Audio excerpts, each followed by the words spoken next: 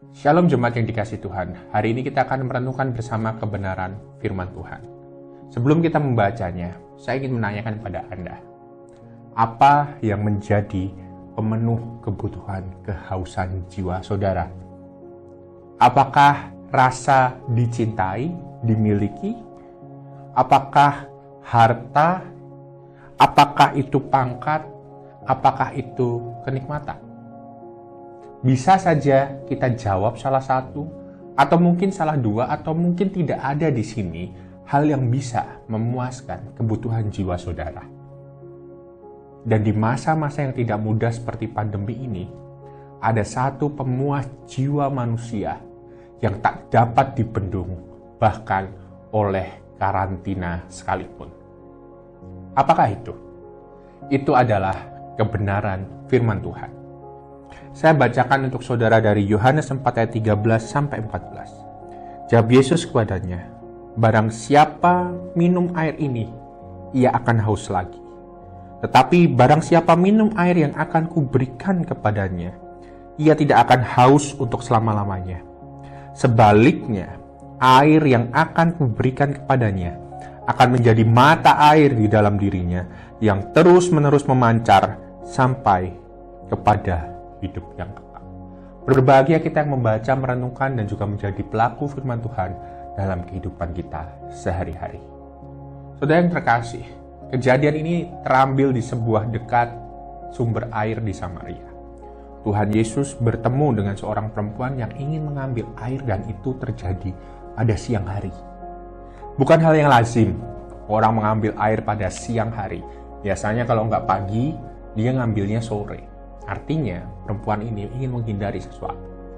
Dan Tuhan Yesus sebagai seorang lelaki Yahudi yang notabene seharusnya tidak bertemu dengan orang Samaria, mengetahui sesuatu dalam hatinya.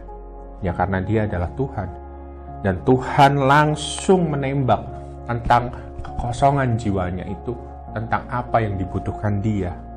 Yesus gak menghiraukan apa keheranan yang terjadi dengan perempuan itu padanya. Dan dia malah menawarkan air yang merupakan karunia Allah. Air hidup itu sendiri. Yang lebih berarti daripada air yang sehari-hari diminum oleh wanita ini yang diambilnya. Dan Yesus ingin menyadari untuk perempuan itu bahwa kebutuhan rohani itu harus dipenuhi. Dan kebutuhan itu hanya bisa dipuaskan oleh Allah yang dipenuhi dengan kasih karunia. Saudara, apa yang dimaksud Tuhan dengan air di sini bisa menggambarkan tentang makna kehausan manusia akan Allah. Manusia di dalam jiwanya ada suatu kekosongan yang itu hanya bisa diisi oleh Allah. Yesus berkata, ia akan menganugerahkan air itu kepada manusia, memuaskan kehausan manusia. Dan Yesus menyatakan bahwa dirinya lah yang dapat mengenapi firman tersebut.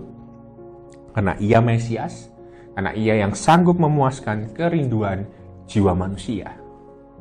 Saudaraku yang terkasih, di pembuka tadi saya nyatakan, tidak sekalipun apa yang di dunia ini tawarkan bisa memenuhi isi jiwa kita. Bahkan situasi seperti pandemi ini sekalipun, karena jiwa kita sebenarnya membutuhkan Tuhan Yesus yang menjadi tempat letaknya jiwa kita bisa rest, jiwa kita bisa beristirahat, jiwa kita bisa disegarkan, dapat refreshment di sana. Karenanya saudaraku, jika kita tidak mau mengabaikan diri kita ini tentang jiwa yang butuh untuk refreshment, untuk rest, untuk tahu apa maksud isi hati Tuhan, jangan penuhi itu dengan nilai-nilai dunia. Karena memang nilai kerajaan Allah berbeda dengan nilai dunia. Tanpa kita sadar bahwa jiwa kita butuh untuk dipenuhi sesuatu, maka sesungguhnya kita akan mengabaikan bahwa Allah lah pemilik kehidupan dan mampu memberikan saudara yang terbaik di dalam hidup. Mari isi kehausan jiwa Anda dengan kehadiran Tuhan. Undanglah Tuhan untuk memuaskan jiwa saudara dan jiwa saya. Karena memanglah Tuhan yang dapat memberikan damai sejahtera yang abadi dan kekal. Anda tak akan haus, bahkan karantina pun tak bisa membelenggu saudara.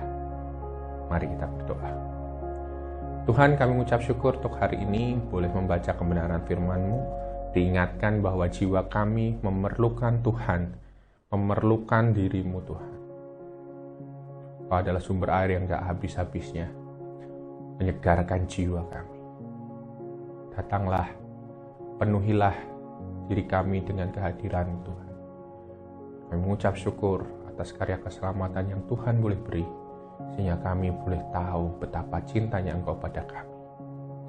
Keadaan tidak dapat membelenggu kami, nilai dunia tak dapat menggantikannya. Terima kasih Tuhan, terima kasih. Tuntun kami di hari ini, tuntun kami untuk boleh terus menilik Tuhan.